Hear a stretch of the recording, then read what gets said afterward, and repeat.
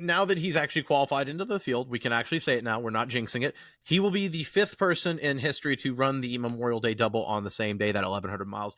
We actually did a video on it. We'll go back and check it out. It feels like this is the first time in probably 25 years almost that we've had a guy that legitimately we're going into the weekend thinking he has a shot. I know Kurt Busch in 2014, he finished, I believe, 6th, but you went into the weekend going, yeah, he's a rookie. He doesn't really have a ton of experience on this. We'll see what it looks like.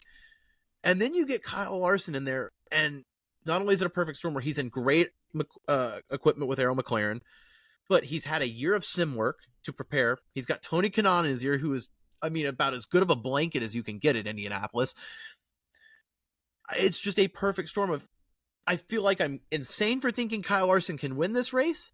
I'm also insane for thinking Kyle Larson has no shot for winning this race. And I don't know which part to go with here. And for everyone's speculation to kind of be proven right a little bit. Obviously, we're not all the way there. It's qualifying. We still got to go on the race, but to start in the second row of the Indy 500 after qualifying, after your first time qualifying in the car, it's just so impressive. And, it's almost like we're skipping the whole, can Kyle Larson run the Indy double to, can Kyle Larson win both races in the Indy double? And it doesn't feel like it's that, absurd of a thought at this point, especially after the qualifying performance today. If you would have told me that last week, I would have, I probably would have said, oh, come on, no, like, he's never driven the car, he's never done, it's all so new to him, the travel aspect of it, this is going to be so difficult. But like you said, after the little trial run today of kind of having to get in the helicopter and go from Indy to North Wilkesboro, it's not going to be such a foreign thing for him to do it next week. And my God, he just runs both cars so well. Anytime you start the top 5 of a race, you're going to have a chance to win it. And that's exactly the position he's in for the Indy 500.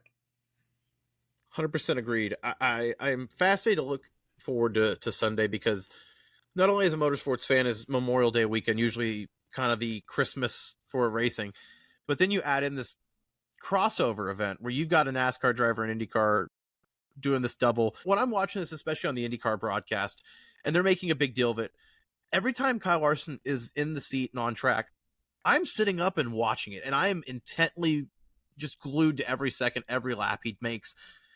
And I just feel like I'm watching history unfold slowly in front of our eyes. And maybe I'm, again, just overdoing it here, but we could look back here years from now and say, man, when Kyle Larson did that double in 2024, we went in thinking he had a chance. But I mean, we could be looking at one of the greatest moments in sports if he pulls off something here. You never know. I'm not saying he will, but man, can you just imagine the potential here in motorsports in North America?